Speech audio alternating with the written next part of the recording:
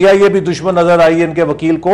असल बात यह है कि कोई हुकूमत उस वक्त कमजोर होती है कि जब उसकी अपनी कारकर्दगी अवाम की नजर में उनका इत्मीनान खो बैठे। अब करप्शन के अगर स्कैंडल रोज लोगों के सामने आएंगे और उसके ऊपर कोई नोटिस नहीं लिया जाएगा, अवाम के मसाइल जो है, चाहे वो महंगाई है, चाहे वो बेरोजगारी है, चाहे वो बिजली की सप्लाई है, चाहे वो कोई भी लोग तो ये भी कहते हैं कि 17वीं तरमीम से ज्यादा ये इंपॉर्टेंट मसले हैं, लेकिन 17वीं तरमीम को ही बार बार क्यों अंडर डिस्कशन लाया जाता है? ये आवाम कहती है। ये आपका और मेरा पॉइंट ऑफ व्यू अलग हो सकता है, ये आवाम कहती है। देखिए हुकूमत जो है ना, हुकूमत जो है कोई एक वो सीरीज सर्किट के अंदर नहीं होती कि आप जो है एक वक्त में एक मसले को हल करेंगे। आप मुझे बताइए कि अगर 17वीं तरमीम को हम खत्म करने का मुतालबा करते हैं तो क्या इसका मतलब यह है कि जो वजारत बिजली है उसको बंद कर दिया जाए? क्या उसका मतलब है कि वजारत खुराक को बंद कर दिया जाए? क्या उसका मतलब है वजारत पेट्रोलियम को बंद कर दिया जाए? आपका मतलब है गवर्नेंस के इश्यूज हैं जिसकी वजह से इन तमाम महाजों पे बैक वक्त काम हो सकता है, और यही एक हुकूमत का काम होता है कि वो तमाम महाजों पर बैक वक्त अपनी कारकर्दगी को यकीनी बनाए। 17वीं तरमीम को 2 हफ्ते के अंदर खत्म किया जा सकता था अगर हुकूमत हमारे साथ मिलकर छोटी पार्टियों को यह इत्मीनान और गारंटी दे देती कि हम सूबाई खुद मुख्तारी के मामले को इसके साथ एड्रेस करेंगे। लिहाजा अगर दोनों को अलहदा कर दिया जाता तो एक मिनट में हो सकता था, लेकिन इसको एक जामे पैकेज में जब क्लब किया गया तो इसको मौखर कर दिया गया, जिससे लोगों को तनकीद करने का मौका मिल रहा है। जी बिल्कुल, इस पे मजीद बात होती है। जो मुख्तलिफ सवालात आए हैं, रतन मिनल्ला साहब से पूछना है कि आखिर और खास करके पाकिस्तान पीपल्स पार्टी से कि मुशर्रफ साहब को सल्यूट मार के और उनको गार्ड ऑफ ऑनर पेश करके अगर रुखसत ना किया जाता तो ये जो इस्टेब्लिशमेंट की तरफ से साजिशों की बात हो रही है शायद इसका नाटका भी बंद हो जाता। ऐसा क्यों नहीं हुआ, इस पर भी हम बात करेंगे ब्रेक के बाद। हमारे साथ रहिएगा। वेलकम बैक नाजरीन। ब्रेक से पहले हम बात कर रहे थे कि नादीदा कुव्वतों के किरदार के हवाले से, साजिशों के हवाले से और पाकिस्तान पीपल्स पार्टी के हवाले से एहसन साहब का कहना था कि साजिशें ना हो अगर गुड गवर्नेंस हो। आपका क्या कहना है बुखारी साहब? अगर गुड गवर्नेंस से सवालात उठाए जाएं तो जाहिर है कि अगर ऐसा ना हो तो बहुत सी सूरत हाल मुख्तलिफ दिखाई देती है। सबसे बड़ा सवाल तो साजिशों की भू का क्या गुड गवर्नेंस है या कुछ और है? देखिए जी, एहसन साहब का एक अपना point of view good governance, और मैं भी सर्टनली बिलीव करता हूँ कि गुड गवर्नेंस के ज़रिए ही इंसान कोई जमात डिलीवर कर सकती है और पब्लिक कॉन्फिडेंस ले सकती है।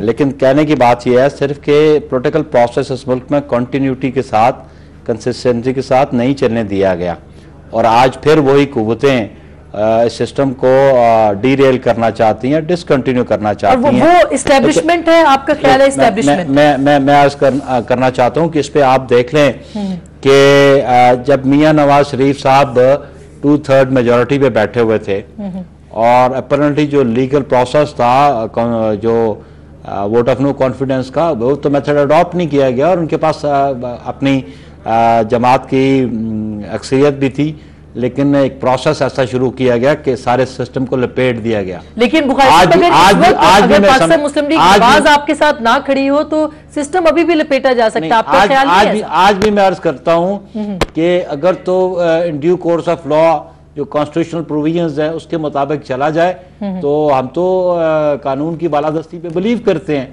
और ये जो मुतालबात आने शुरू हुए, इन्होंने कहा जी हम तो ये करते रहे, इनके अपने हॉक्स बहुत सारे मुतालबा करते रहे कि स्टेटमेंट आ गई कि प्रेसिडेंट साहब रिजाइन कर जाएं, एक की स्टेटमेंट आती है, कभी दूसरी की स्टेटमेंट आती है, तो हमने तो रिटेलिएट नहीं किया इस बुनियाद पे। हालांकि एहसन साहब आज कहा यह गया बाबर साहब की तरफ से कि नवाज लीग ने सदर से इस्तीफा ना लेने की यकीन दहानी करा दी है। आसमा देखिए, हमने तो आपने यकीन दहानी करा दी, उसके बावजूद मुतालबात जारी है। मुझे एक सेंटेंस खत्म करने जी। बार बार जिक्र करते हैं एहसन साहब करप्शन का। करप्शन को कोई शख्स भी अच्छी चीज नहीं समझता, हर शख्स समझता है करप्शन बुरी चीज है, लेकिन आपको देखना पड़ेगा कि करप्शन के इल्जामात लगाने वाले कौन है।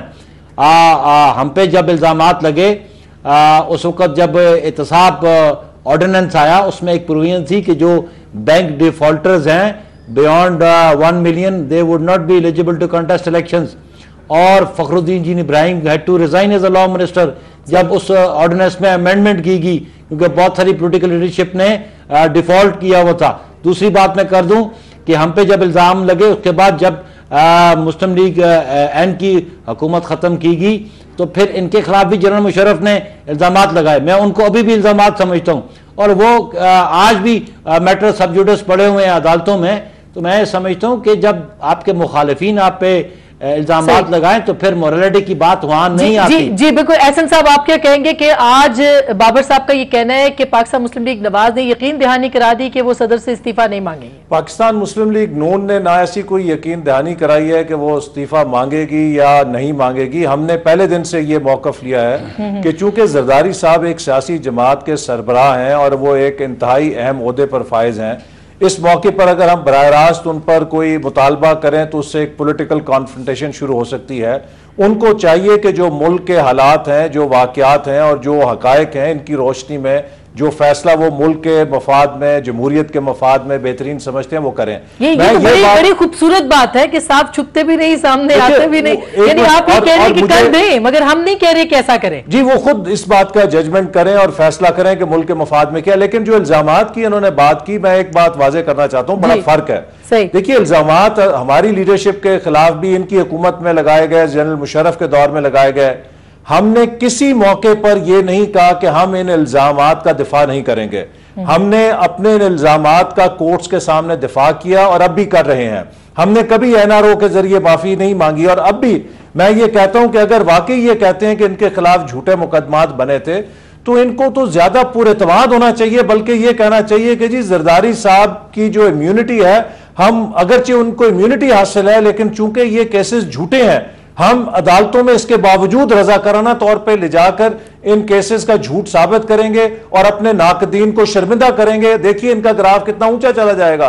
लिहाजा अगर हमारे आप कह रहे हैं कि मुमकिन है अतर साहब, ये मुमकिन है कि सदर जरदारी अपने आप को पेश कर दे अदालतों के सामने और उनका ग्राफ भी ऊपर चला जाए, ये मुमकिन है, जबकि एनवायरनमेंट उनके खिलाफ है, जिसे कहते हैं माहौल उनके खिलाफ बना हुआ है। देखिए आसमा, मुझे तो बड़ी हैरानगी है कि ये बहस इन द फर्स्ट प्लेस हो क्यों रही है। और मैं बुखारी साहब से बड़े एहतराम के साथ, मेरे बड़े भाई हैं, इनका मुआवजना करना जस्टिस सफदर शाह का, जिसको जुल्फिकार अली भुट्टो शहीद ने एज चीफ जस्टिस हटाया था और वो सुप्रीम कोर्ट में आए तो उन्होंने अपने आजाद मंच होने का सबूत ये दिया, लेकिन कि उन्होंने जस्टिस उसने जुल्फिकार अली भुट्टो ही को एक्विट किया।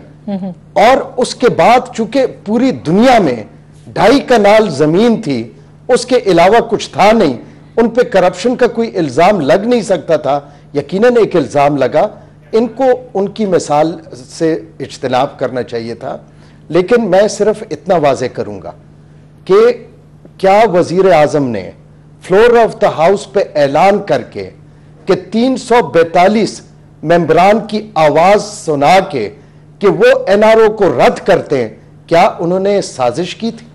क्या सुप्रीम कोर्ट ने वफाकी हुकूमत के अपने लिखे हुए उस पे कि जी ये गैर कानूनी और गैर आईनी ऑर्डिनेंस है, क्या उस वफाकी हुकूमत ने साजिश की? मुझे तो समझ नहीं आ रही।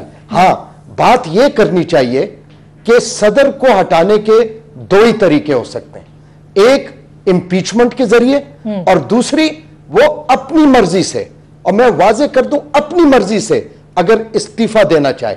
तीसरा कोई भी रास्ता अपनाएगा, ख्वाह वो डायरेक्ट हो या इनडायरेक्ट हो, वो जो है वो गैर आईनी होगा और आर्टिकल 6 में आएगा। अगर अदालत में भी चैलेंज होता है, मतलब 62-63 भी एलियन भी आती है तो 62 और 63 में कहा क्या गया है, आप समझने की तो कोशिश करें। 62 और 63 में यह आया है कि अगर कोई कन्विक्टेड आदमी हो, वो अहल नहीं है कि वो मेंबर बन सके। लेकिन एक बात मेरी जरा आसमान मेरी बात सुना सर, मैं तनाजुर में बता दूं जी। अब हुआ क्या है इसमें, उन्होंने एक कानून के जरिए परवेज मुशर्रफ ने अपनी जात की खातिर वो सारी कन्विक्शंस खत्म कर दी। अब वो उस आइन की शिक से तजाद था। असूल यह है कि आया ये केस बंद होने चाहिए थे या नहीं होने चाहिए थे, वो असूली फैसला पार्लियामान कर चुकी थी। अब मुझे तो समझ नहीं आती, हां आप कहें मिड टर्म इलेक्शन नहीं हो सकता, सिर्फ इलेक्शन का आइन के तहत एक ही तरीका है और वो ये है कि जब पार्लियामान में लीडर ऑफ द हाउस फैसला करे कि अर्ली इलेक्शन कराऊं।